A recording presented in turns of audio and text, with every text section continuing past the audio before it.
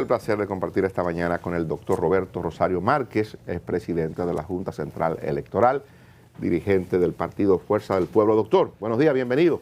Buenos días, Oscar, buenos días, Dani, Freddy, el amigo Freddy Sandoval. Bienvenido.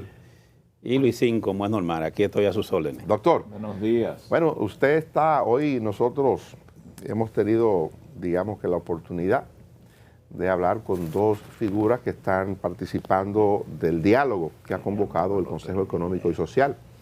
Usted representa uno de los partidos políticos que ha sido convocado, el Partido Fuerza del Pueblo.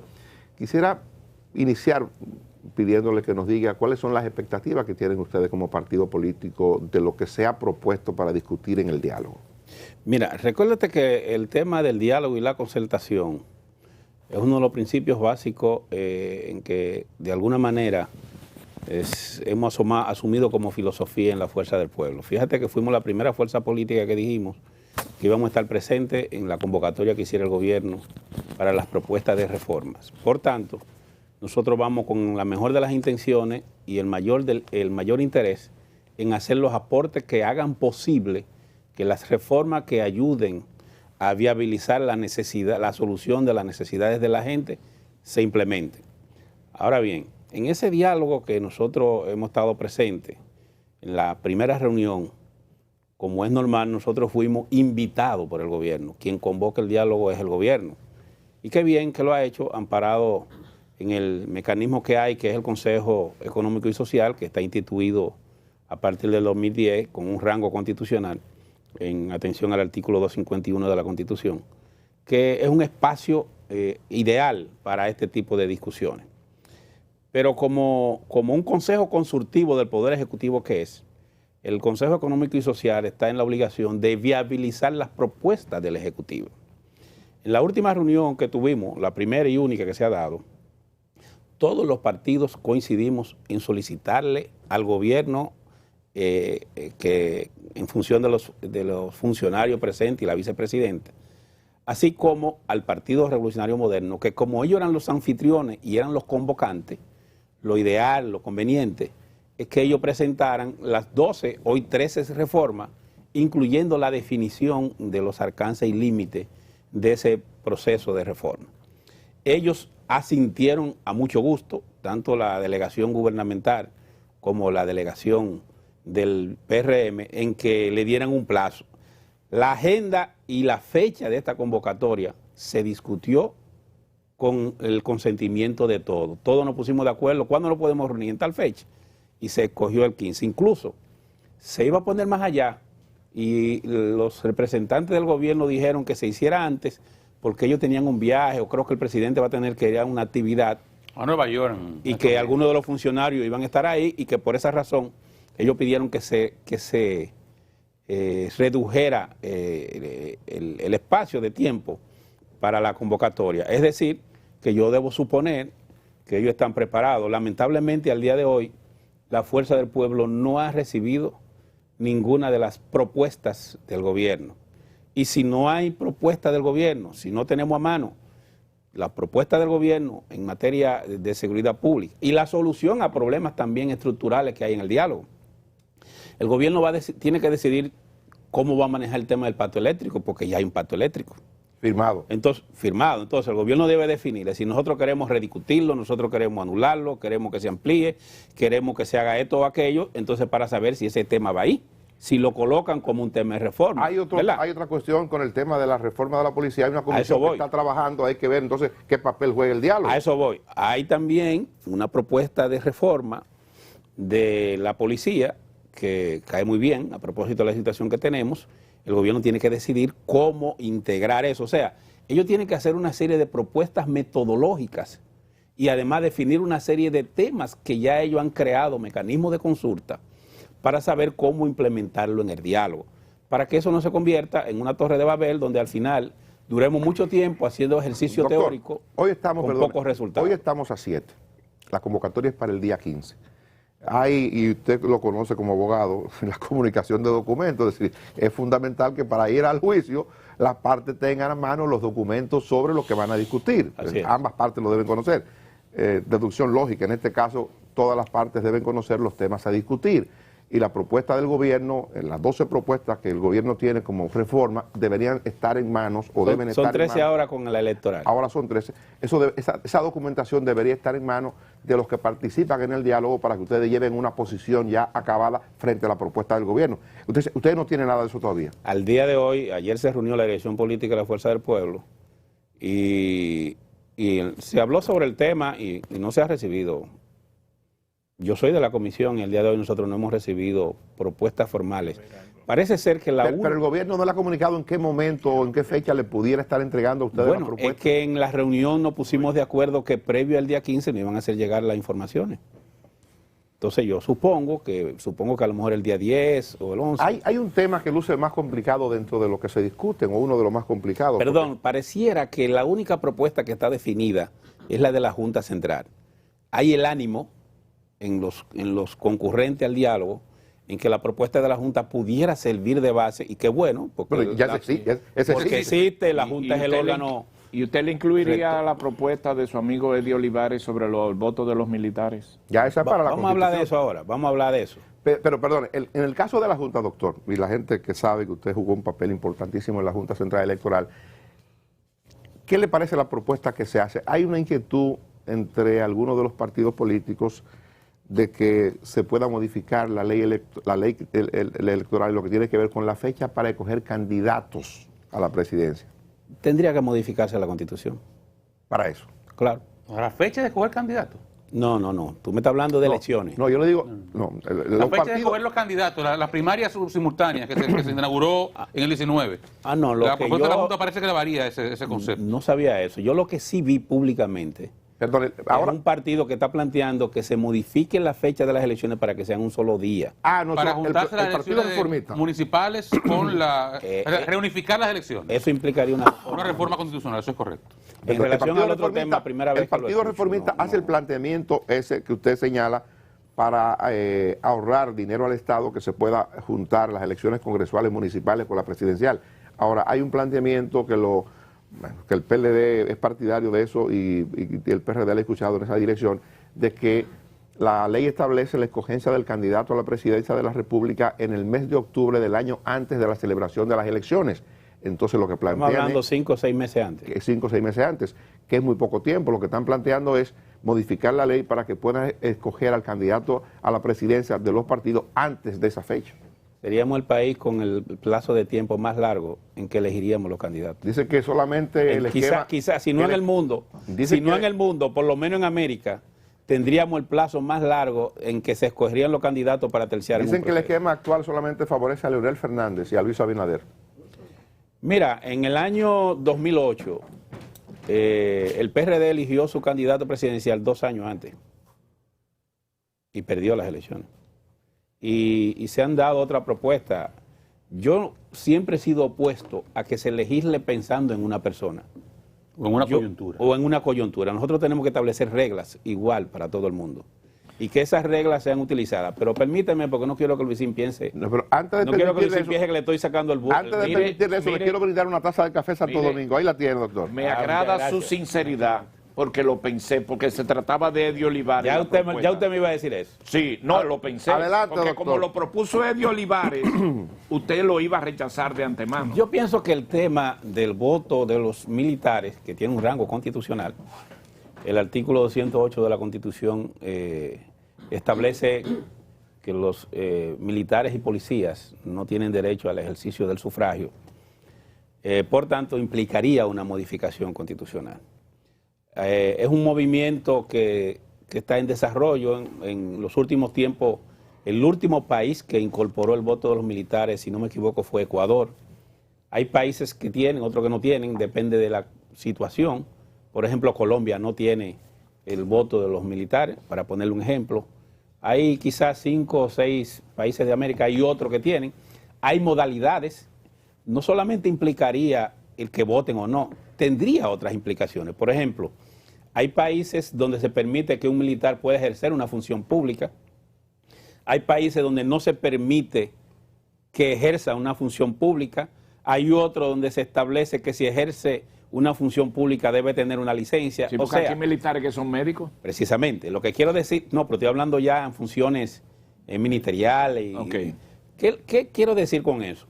No solamente implicaría una discusión sobre la libertad y el derecho al ejercicio, el ejercicio de todos los derechos de ese ciudadano que ejerce una función militar, sino que implicaría también otros derechos.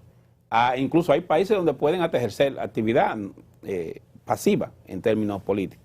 Eso tiene mucho que ver con la madurez institucional del país, con la coyuntura que vive. ¿A usted le parece que es el momento de eso? Yo creo que es un tema que hay que estudiarlo. Yo no me pronunciaría alegremente sobre ese tema. Nosotros hemos tenido procesos donde sin tener derecho los militares han jugado roles no adecuados. Yo viví en carne propia las elecciones del 2012 y todos saben que en el 2012 hubo fuerzas políticas que alrededor de los recintos tenían comandos integrados por fuerzas paramilitares que por poco abortan el proceso electoral. Entonces, hay que ver si el país está maduro. Yo no estoy diciendo que no y no quiero adelantar juicio. Yo diría que hay que ver si el país está maduro. Debe evaluarse mejor eso. Debe evaluarse y si ojalá los militares... Pero Fuerza del Pueblo de todo modo se opone a la modificación de la Constitución en este momento. Sí, la Fuerza del Pueblo entiende que la modificación de la Constitución no puede ser un capricho. No puede ser el resultado del ego de decir que yo quiero modificar por hacerlo. Por ejemplo, aquí se ha discutido el tema de la modificación de la Constitución y sobre ese tema no ha habido transparencia de parte del gobierno. ¿Cuál es la razón real por la que quiere modificar? La independencia del Ministerio Público. Hasta ahora es lo único. ¿Sí? Sin embargo, hay sobrados temores en parte de la ciudadanía y en algunos sectores sociales de que en el fondo se esté buscando la modificación de otros artículos, como es el caso del artículo 37 de la Constitución. Ojalá. ¿Qué dice el 37? La modificación de ese artículo abre la puerta para la discusión del tema de las tres causales y porque el 37, según algunos, según la mayoría de los entendidos desde el punto de vista jurídico, se constituye en un valladal para algunos temas. ¿Y usted está de desacuerdo con eso? No. Yo lo que estoy diciendo... Además le hago una pregunta a usted. ¿Usted está en desacuerdo con que se modifique el artículo 37 para abrir la posibilidad de la interrupción del embarazo? Yo creo que no es el momento para una modificación constitucional. No fue mi pregunta es si usted está en desacuerdo. Pero esa es mi respuesta. Yo creo que no es el momento. Nadie quiere mojar los pantalones con el tema. Es un temor a la iglesia. Este es de izquierdista. No es el momento. Tiene un pánico locura. No, hombre, no es el momento. Y lo estoy predicando con los pastores, la Biblia, la iglesia. Respeto que le tienen. No, además te voy a decir algo. Ese diálogo, mi hermano y mi amigo Oscar, ese diálogo lo convoca el gobierno. Si el PRM o el gobierno quiere modificar el artículo 37, debe decirlo y debe plantearlo y entonces nosotros como Fuerza del Pueblo lo estudiamos. Pero la Fuerza del Pueblo, que no tiene la mayoría congresual, no se puede disparar públicamente diciendo, nosotros vamos a modificar eso cuando el gobierno no lo ha puesto como tema. Ahora, si el gobierno pone eso como tema, yo creo que al final es su interés, porque ellos prometieron que vamos a tener un código penal aquí a más tardar en diciembre. Ustedes tienen del himno el 14 de junio, el himno de ustedes, ¿verdad que sí? Sí. Cámbienlo por el Ave María. Más adecuado. A lo que ustedes están haciendo como política es más adecuado. Hay muchos cristianos en la Fuerza del Pueblo. Sí, cámbienlo por el Ave María. Ave María. Eso ustedes bueno, pero le decía entonces, ¿cuál es la preocupación que hay, retomando el tema del diálogo? La falta de transparencia y sinceridad del gobierno en colocar los puntos en discusión. ¿Cuál es la propuesta del gobierno sobre el tema de la seguridad social? ¿Cuál es la propuesta del gobierno sobre qué tipo de reforma pudiera plantear respecto al régimen de pensiones, al régimen de salud? ¿Qué tipo de propuesta tiene el gobierno sobre el tema de la propuesta de pacto fiscal? ¿Ustedes apoyarían ¿en qué consiste el pacto fiscal en este momento? Nosotros entendemos que el gobierno debe hacer su propuesta. Debe cumplir con la promesa que hizo en el diálogo de que va a someter sus 12 propuestas a la discusión. Y entonces, como Fuerza del Pueblo, ahí nosotros prometió las 12 ahora, antes del 15. No, ellos fue que colocaron... No, le pregunto, prometió las 12 ahora, antes del 15. Ellos prometieron que para la próxima reunión iban a llevar sus propuestas. Y se discutieron, se crearon mesas, ¿verdad? Tengo entendido, para cada una de las propuestas. En la próxima reunión debe discutirse la metodología y José Fran Peñaguaba y otros actores, incluyendo el coordinador del diálogo, propusieron la creación de mesas temáticas para que en esas mesas temáticas se lleven los puntos y que en esos puntos asistan especialistas en cada una de las materias para integrarse a la discusión junto con los partidos y de ahí entonces traer la propuesta más adecuada. Doctor, tengo la información de que la Fuerza del Pueblo no va a apoyar ninguna propuesta, hágala como la haga el gobierno con respecto al tema del pacto fiscal, que ese tema está discutido y que ha decidido la Fuerza del Pueblo no apoyar eso, sin conocerlo. No, lo que sí hemos visto, no hemos tenido una posición definitiva porque estamos esperando la propuesta del gobierno. Lo que la Fuerza del Pueblo no va a apoyar es ninguna propuesta que tienda a agravar la situación del ciudadano. Ninguna propuesta que ahora mismo tienda a que una serie de productos que están exentos del pago de impuestos ahora lo pongan a pagar impuestos. O sea, la Fuerza del Pueblo no va a apoyar ninguna decisión que haga más gravosa la vida del ciudadano, que por demás es muy pesada. Este país es ahora mismo el que tiene el nivel de inflación más alto en América. Y eso es el resultado, obviamente, de que desde el gobierno no ha habido políticas dirigidas a proteger al ciudadano de la especulación y de una serie de situaciones que se dan. Yo sé que me van a decir que mucha de la inflación que hay está relacionado con la situación de pandemia que vivimos. ¿Eso es verdad, doctor? Perdón. Doctor, no de América. Pero es en el mundo entero. Ajá. Ahora bien, los niveles de inflación nuestros son más altos que los de otros lugares. ¿Por qué? Porque nosotros tomamos medidas de protección al ciudadano. Yo te voy a poner un ejemplo. Nosotros corremos el peligro de que 2 o 3 gentes sean los únicos que exporten carne de cerdo para diciembre. ¿Cuál es la fecha ideal para que los productores de cerdo se beneficien con la comercialización de ese producto? Diciembre. Pero pues estamos eliminándolo todo por la peste porcina ahora. ¿Y qué hacemos? ¿Lo dejamos entonces, doctor? No, para que el país entero se cunda de la peste. El gobierno debe explicar cómo va a dar esas licencias de exportación, si se lo va a dar a otra gente o se lo va a dar a los productores. De importación. ¿Para qué? Sí, porque ¿y cómo? De importación. Sí, los permisos de importación. De traerlo de importación. Sí. Porque vamos a verlo de esta manera. Tiene que haber cerdo en Navidad. Ahora, si tú no le das la oportunidad a los productores de cerdo de que sean ellos los que traigan ese cerdo, esa gente en este año muchos pueden ir a la quiebra. Lo que usted plantea es que el gobierno está proyectando darle eso a 2 o 3 amigos del gobierno. ¿Es lo que usted quiere decir? ¿Y cómo usted sabe eso, doctor? Uno se informa.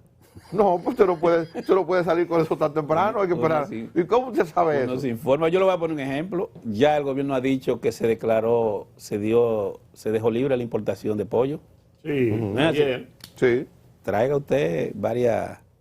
¿No me la dejan entrar? Tráigala. No, doctor. Bueno, usted está especulando, porque si se dijo ayer, Sí, usted claro. no puede establecer que haya precedentes de que alguien intentó traer y se le impidió. Bueno, vamos a ver. Doctor, Eso es lo que usted proyecta. usted está muy a ácido partir con el de gobierno. su fértilmente.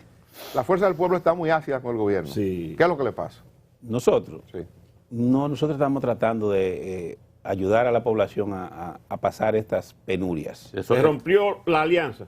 Mira, yo vi, por ejemplo, a propósito de ese comentario tuyo, a nosotros, a propósito de la intervención de César Dalgán, a nosotros nos preocupa mucho el tema de la seguridad, porque la situación es más profunda de la que vemos. ¿Tú sabes por qué antes no nos habíamos dado cuenta o no había salido a la luz pública? Por el toque de queda. Si este año no hubiese el PRM gobernado con estado de emergencia y toque de queda, los problemas de seguridad habían sido peores. No es percepción. Pero ¿cómo va a ser percepción? No sé, Franklin decía eso cuando era ministro del Interior. Está como usted de ahora. Aquí hay un problema grave de seguridad, pero muy grave. Y la población está escandalizada. Aquí hay 2 problemas que tienen a la población en un estado de nerviosismo, en un estrés permanente. La carestía de los artículos de primera necesidad y de segunda y tercera necesidad, porque son todos que están caros. Y en adición a eso, el tema de la seguridad. Aquí, señores, la gente tiene miedo de salir a la calle. Y tú sabes que los gobiernos, usted los gobiernos del PRD tienen ese problema. Perdón, doctor. Usted, antes de que entre el tema del PRD-PRM, usted implícitamente le da razón al presidente Abinader, que señaló el fin de semana que en alguna medida el incremento que se hace percibido en materia de delincuencia guarda relación con las políticas de apertura. Entonces, ¿Y qué vamos a hacer? ¿Vamos a durar los 4 años en estado de emergencia y toque de queda? No, lo que quiere decir es que no se ha agravado porque el gobierno haya tomado una medida diferente, simplemente abrir la economía. O sea, el estado de situación simplemente el que teníamos antes, que ha vuelto a la normalidad. No es que se haya agravado, sino que se ha abierto la economía. Lo que ocurre es que el estado de emergencia y los toques de queda le daban al gobierno mayor facilidad de control de la sociedad. Y por esa razón había más control de la información y más control de la delincuencia. Ahora ya, por ejemplo, la gente antes había un periodo que no podía salir de las 7 o las 8 o las 9 de la noche. Ahora ya la delincuencia está suelta en una serie de provincias donde ya está por encima del 70%. Y entonces, mira, aquí a propósito del tema de seguridad, ustedes vieron en la campaña que el presidente de la República dijo que el PRM tenía una propuesta de seguridad y trajo aquí a Rudolph Giuliani, el que se le considera el matatán, el que pacificó parte de Nueva York con una serie de políticas que implementó. Y lo trajo aquí y dijo que tenía un plan para resolver eso.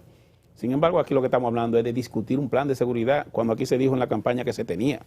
Entonces, al parecer, se hicieron muchas promesas y seguimos haciendo promesas. El país necesita que el PRM se siente a gobernar, porque pareciera que no lo está haciendo. Pareciera que está respondiendo a los brotes de situaciones que se dan en cada uno de las áreas que debe tratar, y pareciera que está dejando que fluya, pero que no hay una planificación de Estado.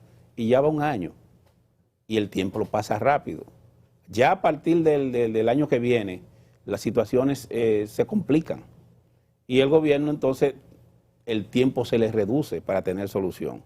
Este año el gobierno ha tenido el beneficio de una oposición que de alguna manera le dio un aval sin límite, prácticamente apoyó todo lo que quiso, pero ya es necesario que pasen de la denuncia, de las propuestas y de la campaña.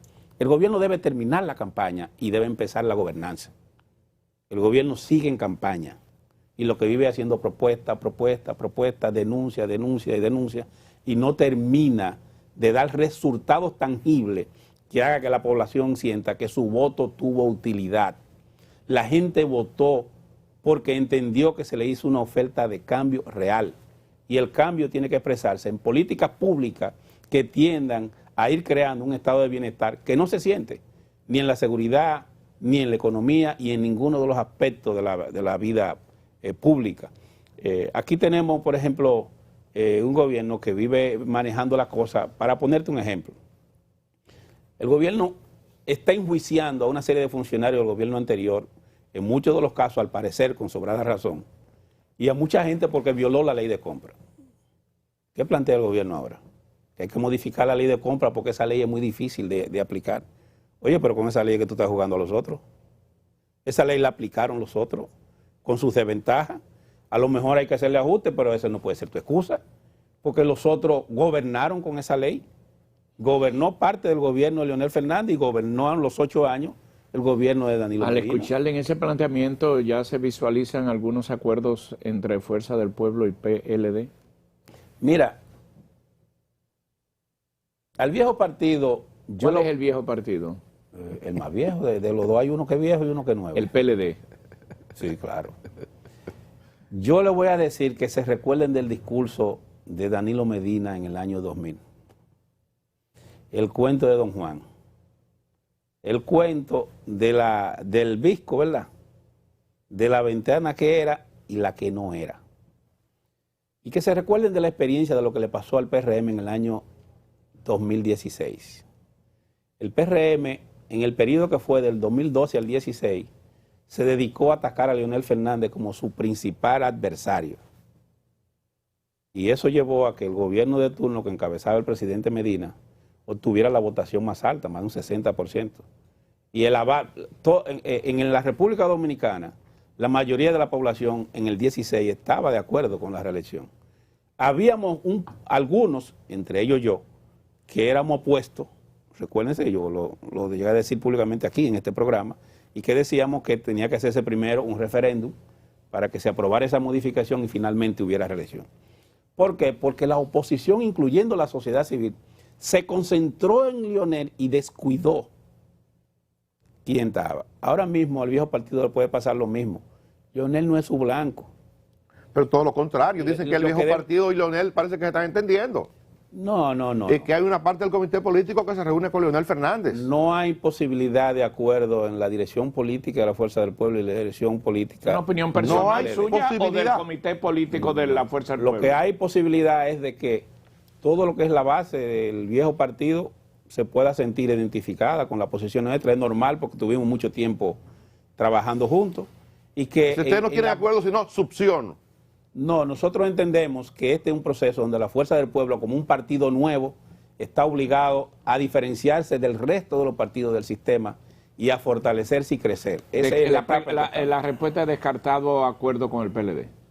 Perdón, con el viejo partido. Con la cúpula de la dirección. Magistrado, este gobierno no ha hecho viejo nada partido no se ha planteado en la Fuerza del Pueblo un acuerdo el día de hoy. Si se plantea mañana, pues habría que verlo, pero al día de hoy nosotros entendemos que... No, usted está en desacuerdo. Usted dice que está en desacuerdo con eso. Al día de hoy nosotros entendemos que esa cúpula dirigencial tiene mucha responsabilidad con lo que hoy está pasando. Magistrado, este gobierno no ha hecho nada bueno. Déjame decirte algo. ¿Tiene responsabilidad con qué? Te voy a decir algo. Los gobiernos del PLD, en sentido general, en sus primeros 8 años, de los 16 que tuvo corrido, tuvo un buen resultado. En los segundos 4 años, es decir, los 12 años, el primer cuatrenio del presidente Medina, tuvo también un buen desempeño. Por eso lo reeligieron.